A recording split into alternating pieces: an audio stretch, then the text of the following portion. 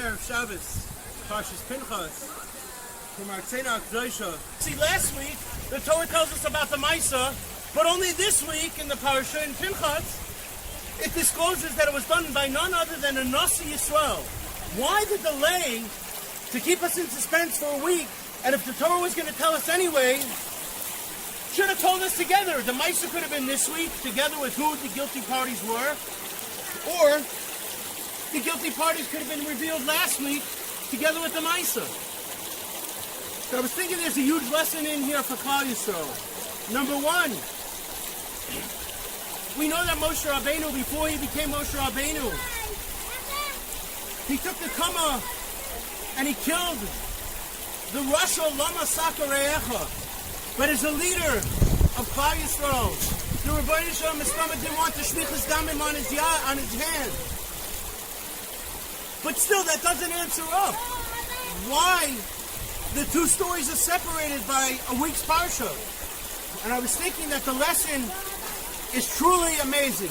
You see, the Rebbeinu Shalom, when he wants to pay chesed, he pays it la'avdor. The Rebbeinu Shalom wants to exact retribution. It's only for 3 or 4 short dayers, and then it ends. And the Rebbeinu Shalom doesn't react immediately. He's patient. He's perseverant. He allows the opportunity for the chaitim to do tshuva shalema, because that is what the Rebbeinu Shalom wants. So perhaps the ways of Pנחas, the Kanayis Poigemai, the Kanayim Poigemai, the immediate action. It was a true Shasad Chak, and there was no choice. He had to take that action out immediately, only because it aggravated him to such an extent that he had no choice but to vent his frustration, and therefore he remembered the halacha, while Moshe Rabbeinu and the Zakanim did not.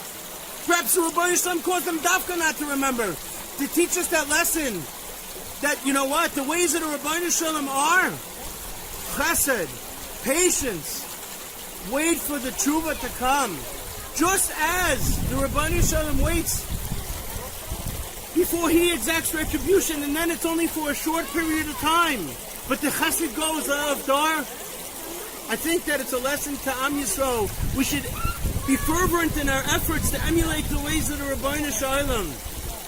We too have to find schus, be malamet schus in our chaverim, malamet schus in our children, malamet schus in our in-laws and our in-law children, malamet schus in our talmidim, and malamet schus in our parents. We have to be patient before we take action. And when we do take action, we have to understand the consequences of it. Masha Enkein, we should learn from the ways of the Rebbeinu Shalom. Yes, Enochinami, the Rebbeinu Shalom is waiting for our tshuva. Perhaps we too need to take a step back, let a parsha go before we make a judgment. We have to be malamet schus on our chaverim. And if we are done, our chaverim nechav schus, and that, mida keneged mida, the Rebbeinu Shalom Be'ezah Hashem will be done also kav schus, and not siach hatoim, and stop exacting retribution, and stop this long bitter galus, and bring us home to the Gan Eden, all of us, the kibbutz galus, to which is the beautiful Tzena Akdosha. Take a look how stunning Eretz HaKodesh is. It's here, it's waiting for you. Come home to our Tzena Akdosha. May it be the will of the Rebbeinu Shalom that we see the Gula Shalema B'mhera B'yameinu. Have a wonderful Shabbos. Good Shabbos, Kol Tov.